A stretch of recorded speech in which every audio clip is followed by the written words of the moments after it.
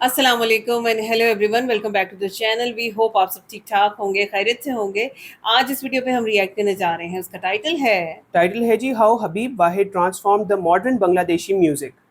और हबीब वाहिद के बारे में हम लोगों ने जितना जाना है ना, बस ये यकीन करें कि जब से हमने कोक स्टूडियो का गाना देखा है मोहा जादू, मोहा जादू। तो उनका जादू यहाँ पे भी बहुत ज़बरदस्त चल गया है और हमारी प्लेलिस्ट का हिस्सा भी बन गया है। आज जानेंगे हबीब वाहिद के बारे में। सो ये एक उनकी लाइफ बायोग्राफी है हमारे सामने। चलते हैं, वीडियो देखते हैं, उसके बाद करते हैं डिस्कशन। चलिए, इससे पहले वीडियो को स्टार्ट करें। चैनल पर नए तो प्लीज सब्सक्राइब कर लें और बेल आइकन प्रेस करना बिल्कुल मत भूलिएगा। तो चलिए चलते हैं अपने वीडियो की तरफ और मैं आपके रिएक्ट ने बस।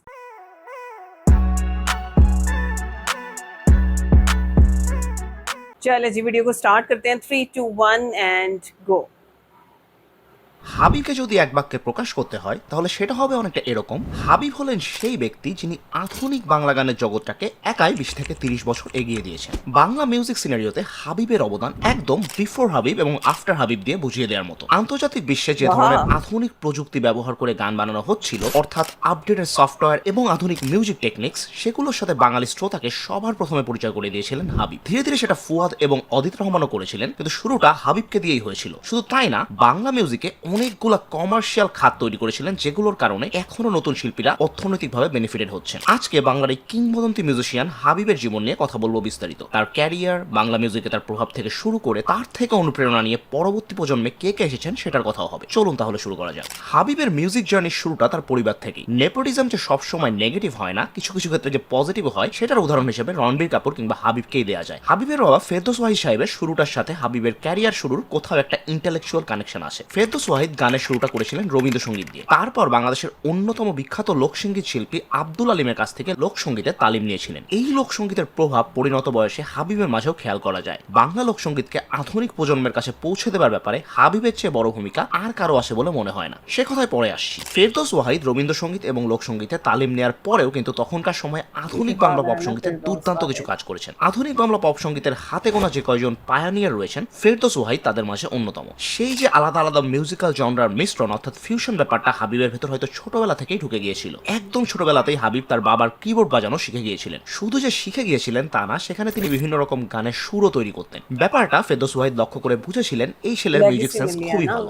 আমার মনে আছে যে খুব কম বয়সে আমি ওটাকে বাজাইতে চেতাম, মানে কিবোর্ড, ড্রামস, এই দুইটা জিনিস আমাকে খুব বেশি অ্যাট্রাক্ট করতো।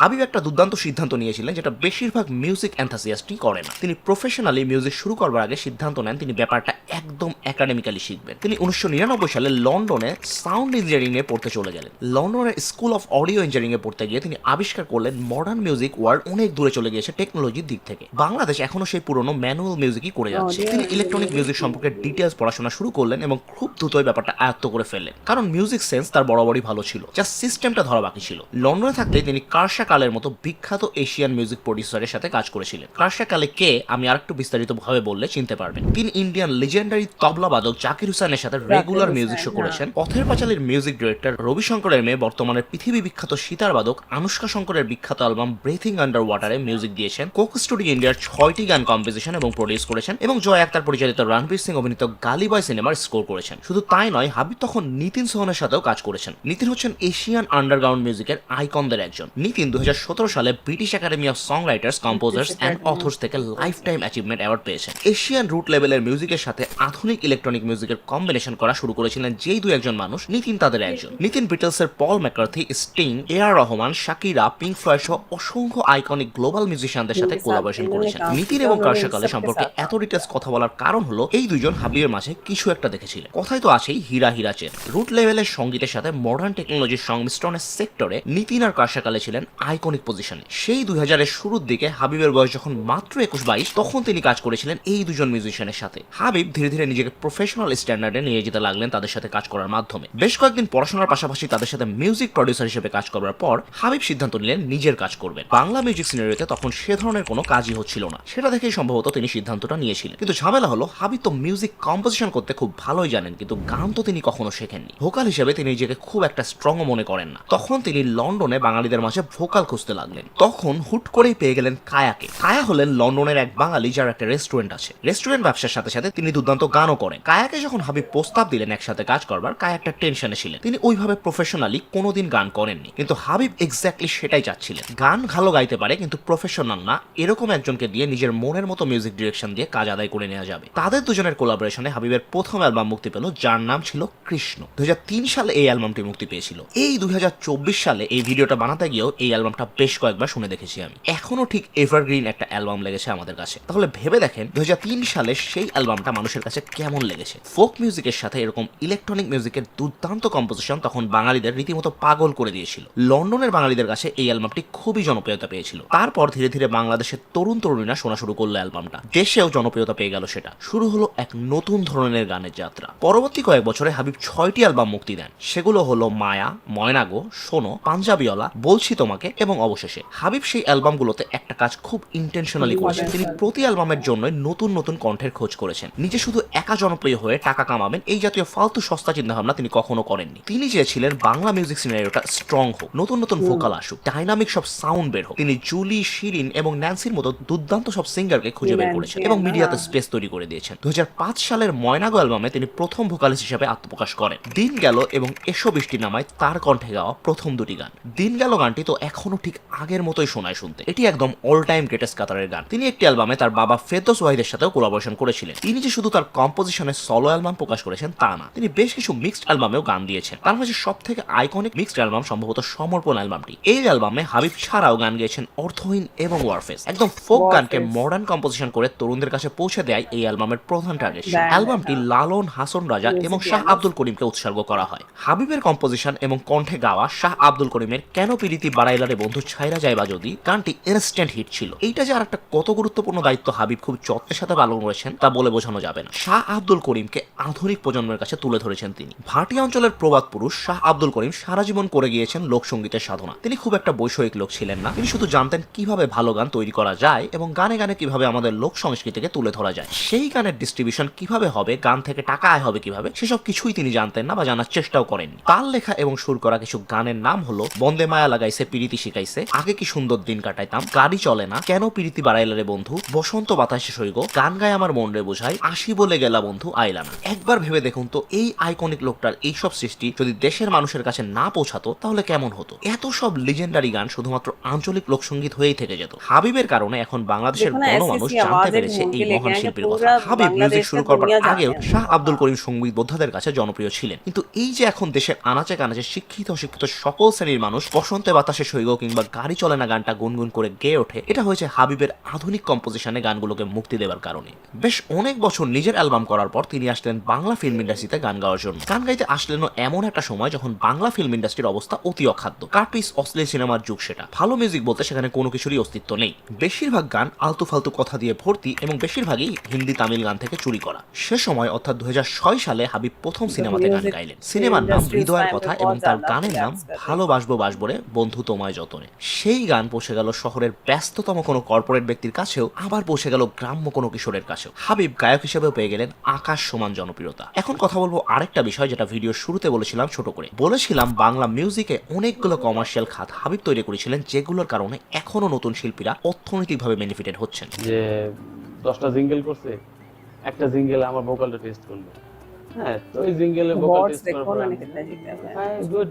সো ওই হিসাব করতে গেলে হাবিব ভাই আমাকে অনেক বুস্ট আপ করছে। হাবিব হলেন প্রথম সেই ব্যক্তি যিনি মিউজিককে প্রপারলি কমার্শিয়ালাইজ করতে সক্ষম হয়েছিলেন বাংলাদেশে, যেটি পরবর্তীতে অনেক কাজে দিয়েছিল। ব্যাপারটা আমি একটু ভেঙে বলি। টিভিসি অর্থাৎ অ্যাডভার্টাইজমেন্ট ইন্ডাস্ট্রি তো বাংলাদেশে টিভি আসার পর থেকেই আছে। শুরুর দিকে বাংলাদেশে ওইভাবে colour grading, sound design, VFX করার মতো সেরকম কোনো স্টুডিও ছিল না। সেগুলো সব করা হতো ইন্ডিয়া থেকে। অ্যাডের জিঙ্গেলের কাজও বেশিরভাগ টাইমে বাইরে থেকে করা হতো। সব থেকে বড় কথা হচ্ছে বাইরে থেকে করলেই যে সেসব কাজ খুব উচ্চমানের হয়ে যেত সেরকম কিন্তু না। হাবিব লন্ডন থেকে বাংলাদেশের ব্যাক করে যখন প্রফেশনাল ভাবে ভাবে মিউজিক করা শুরু করলেন, তিনি তখন এই টিভিসি ইন্ডাস্ট্রিতেও কাজ করা শুরু করলেন। বড় বড় কর্পোরেট হাউস যেমন বাংলা লিংক, গ্রামীণ ফোন কিংবা নেসক্যাফের মতো বড় বড় কোম্পানির কমার্শিয়ালের জন্য জিঙ্গল বানিয়েছেন তিনি। নেসক্যাফে চলো সবাই জীবনের আহ্বানের সামনে এগিয়ে যায় জিঙ্গলটা শুনে নাই এমন কোনো মানুষ কি আছে? বাংলা লিংকে শুনতে কি পাও জিঙ্গলটার মতো মাস্টার ক্লাস কম্পোজিশন কয়টা টিভিসিতে পাওয়া যায়? গ্রামীণ ফোনের স্বপ্ন যাবে বাড়ি গানটা তো গণমানুষের বাড়ি ফেরার গান হয়ে দাঁড়িয়েছে। তার করা গ্রামীণ ফোনের চলো বাংলাদেশ গানটাও বাংলাদেশ ক্রিকেটের থিম সং এর মতো হয়ে দাঁড়িয়েছে। যদিও এত সুন্দর একটা গান থাকার পরেও বাংলাদেশ ক্রিকেট টিম কোনো আইসিসি টুর্নামেন্টে কিছু করতে পারেনি, সেটা আলাদা কথা। মেইন কথা হচ্ছে হাবিব দেখিয়ে দিয়েছেন কিভাবে বাংলাদেশে এই ওয়ার্ল্ড ক্লাস জিঙ্গল তৈরি করা যায়। হাবিবের কম্পোজিশন দেখেই বড় বড় কর্পোরেট হাউসগুলো বুঝতে পারলেন বাংলাদেশেও ট্যালেন্ট আছে এবং তখন তারা বাংলাদেশে টাকা ইনভেস্ট করা শুরু করলেন জিঙ্গলের জন্য। এবং সত্যি কথা হচ্ছে এখনকার টাইমে একটা অ্যালবাম করে বড় বড় শিল্পীরা যে টাকা পান তার থেকে অনেক বেশি টাকা রয়েছে এই সব কর্পোরেট ডিলগুলোতে। এবং এই পথে যে নিজের গানকে কমার্শিয়ালি সেল করা যায় এইটার পায়োনিয়ারও এই হাবিব ওয়াহিদ। তিনি যে শুধু সেই প্রজন্মের ন্যান্সি কিংবা শিরিনকে মানুষের কাছে পৌঁছে দিয়েছেন তাই না, তার অনেক পরোক্ষ প্রভাবও বর্তমান মিউজিক ইন্ডাস্ট্রিতে আছে। এখনকার অন্যতম সেরা তরুণ মিউজিশিয়ান হলেন প্রীতম। প্রীতম কিন্তু ডিরেক্ট হাবিবের শিষ্য। প্রীতম যখন কিশোর ছিলেন তখন তিনি অনেকটা সময় কাটিয়েছেন হাবিবের স্টুডিওতে। হাবিবের কাছেই তার মিউজিকের হাতে খড়ি যাকে বলে, সেটা কিন্তু প্রীতমের ক্যারিয়ারের দিকে তাকালেই খুব ভালোভাবে খেয়াল করা যায়। সেখান থেকে হাবিব ভাইয়ের সাথে আমার পরিচয় হয়। হাবিব ভাই আমাকে সেখান থেকে আসলে বরং তুলে এনে আজকে আমি যেখানে আছি আমার বাসা থেকে হাবিব ভাই আমাকে তুলে নিয়ে আসছে, সত্যি কথা বলতে। প্রীতমের ক্যারিয়ার শুরুই হয়েছিল কুদ্দুস বয়াতির মতো ফোক সিঙ্গারের সাথে কোলাবোরেশন করে। ফোক এবং মডার্ন মিউজিকের দুর্দান্ত কম্বিনেশন ছিল আসো মামা হে গানটা। তারপর কোক স্টুডিওতে মালোমা এবং দেওরার মতো দুইটা আইকনিক গানও দিয়েছেন প্রীতম। এই দুইটা গানও সেই ফোক সঙ্গীতের সাথে মডার্ন মিউজিকের ফিউশন। এই জনরাটা বাংলায় শুরুই করেছেন হাবিব। আসলে বাংলা সঙ্গীতকে হাবিব কদ্দুর কি দিয়েছেন সেটা বলতে গেলে আরো 1-2 ঘন্টা বলা যাবে। তবে আসল কথা হচ্ছে হাবিবকে রিপ্লেস করার মতো কেউ এখনো আসেনি, ভবিষ্যতেও আসবে সেটাও একদম নিশ্চিত বলা যাচ্ছে না। বাংলা মিউজিক ইন্ডাস্ট্রিতে হাবিব নিঃসন্দেহে ওয়ান অ্যান্ড অনলি পিস। बहुत ज़बरदस्त, बहुत इंस्पायरिंग स्टोरी थी और हमने थोड़ा सा इसको बेहतर तौर पर जानने के लिए थोड़ा सा खुद भी स्टडी किया ताकि अच्छे से सारी चीज़ों को समझ सकें। और भाई हम आज ये चीज़ जान पाए हैं कि क्यों बांग्लादेशीज़ हबीब वाहिद से इतनी मोहब्बत करते हैं। और सारी चीज़ें जब हम डिटेल में देखते हैं तो भाई हमने ये देखा कि उनके फादर फिरदौस वाहिद भी बांग्लादेश के वेटरन पॉप सिंगर हैं और उन्होंने किस तरह से लोक म्यूज़िक या फोक म्यूज़िक को फ्यूजन करके किस तरह से लोगों के सामने लेके आए और उन्होंने इस चीज़ को आइडेंटिफाई किया कि बचपन से ही हबीब का जो इंटरेस्ट था ना उन चीज़ों के हाँ, उनके अंदर वो एक स्किल था ना नेचुरली। हाँ, बिल्कुल ऐसा ही। उन्होंने काफी सारे इंस्ट्रूमेंट्स शुरू में बजाना शुरू में सीख बजाने लिए शुरू थे। कर दिया। अच्छा, और दूसरी बात जो हमें अच्छी लगी, सबसे पहले जो वीडियो स्टार्ट होती है और उन्होंने कहा ना कि अगर आप बांग्लादेशी म्यूजिक को जानना चाहते हैं तो हबीब का तारुफ हम इसी तरह से करवाते हैं कि before Habib Wahid and after Habib Wahid. बिल्कुल, ये बहुत बड़ी बात होती है। और आप फिर ये चीज़ भी देख लो ना कि उनको जब म्यूजिक का उनके फादर ने सिखाने की कोशिश किया तो उन्होंने क्या बोला कि मैं भाई सीधा गाना नहीं गाऊंगा, मैं इसको पढ़ना चाहूंगा, सीखना चाहता हूँ। और ये सबसे अच्छी बात होती है कि जब आप कोई काम कर रहे हैं आप पूरी तरह उसको सीख के शुरू करें, एक्सपेरिमेंट नहीं करना पड़ता फिर बिल्कुल आपको। बिल्कुल। और जैद फिर बात देखो ना कि वही हुई कि जब वो यूके गए हैं और उन्होंने जब वहाँ पे जाके म्यूजिक को सीखा तो उनको ये पता चला कि यार टेक्नोलॉजी तो बहुत आगे जा चुकी है और हमारा म्यूजिक तो बहुत पीछे उनको है। एक्सपोजर मिला ना बेसिकली, और फिर जो उनको एक्सपोजर मिला वही वो अपने मुल्क में भी लेके आए और उन्होंने उसको यहाँ पे प्रमोट बेस्ट चीज जो थी वो ये कि उन्होंने अपने करियर का स्टार्ट में ये नहीं कि वो खुद से करे, उन्होंने कोलैबोरेशंस की लोगों के साथ की, और उनसे हाँ। बहुत कुछ सीखा उन्होंने। ज़्यादा सीखने का मौका चाहिए होता है ना, और हर बंदा सीखता नहीं है। मतलब बहुत से लोग आपने खुद देखा है हाँ जी। कि पढ़ के आते हैं और बस वो पैसा कमाने की धुन में लग जाते हैं, लेकिन यहाँ पे वो चीज़ नज़र नहीं आ रही। सबसे पहले ये चीज़ के बांग्लादेश के म्यूज़िक के अंदर उन्होंने इलेक्ट्रॉनिक म्यूज़िक को इनकॉर्पोरेट करवाया, इंट्रोड्यूस करवाया। और उसके बाद जो कोलैबोरेशंस हम देखते हैं कि भाई बड़े बड़े म्यूज़िक कंपोजर्स के साथ ना सिर्फ उन्होंने काम किया है बल्कि उनसे बहुत कुछ सीखा भी और बहुत बड़े नाम उन्होंने यहाँ और पे आप देखें वो सारे नामों के साथ जब कोलैबोरेशन हो रही है तो बड़ी यंग एज है, उनका करियर का बड़ा स्टार्ट का टाइम है। हाँ बिल्कुल ऐसे ही है। अच्छा, और एक और चीज़ जिसने हमें बहुत इम्प्रेस किया वो ये कि भाई सारा कुछ सीखने के बाद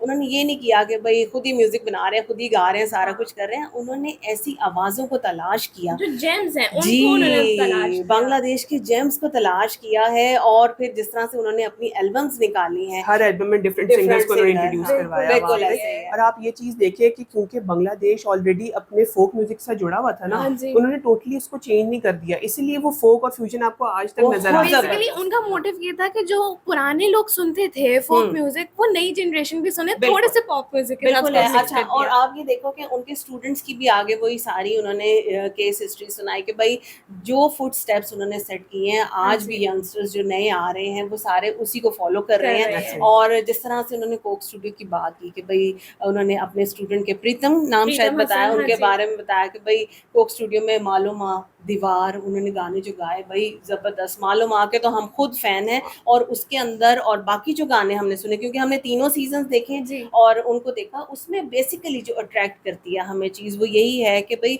फोक और फ्यूजन का जो मिक्सचर हमें नज़र आता है ना, बेसिकली हम उसको ऐसा ही पसंद है, करते हैं। बिल्कुल। और एक बहुत ज़बरदस्त वीडियो थी, बहुत कुछ जाना आज हमने हबीब के बारे में। भाई बहुत बड़े इंसान हैं, बहुत अच्छे इंसान हैं, और जिस तरह से वो बांग्लादेश के हिडन जेम्स को सामने लेके आ रहे हैं, ये कमाल की बात ऐसा ही है। है। तो बहरहाल उनका जादू यहाँ पे भी चल रहा है और बहुत से उनके गाने अब हमारी प्लेलिस्ट का हिस्सा है। बाकी आप बताएं वीडियो कैसी लगी, हमारा रिएक्शन कैसा लगा। अगर अच्छा लगा हो वीडियो को लाइक और चैनल को सब्सक्राइब करना बिल्कुल मत भूलिएगा। मिलते हैं आपसे अगली वीडियो में, तो बहुत ख्याल रखिए।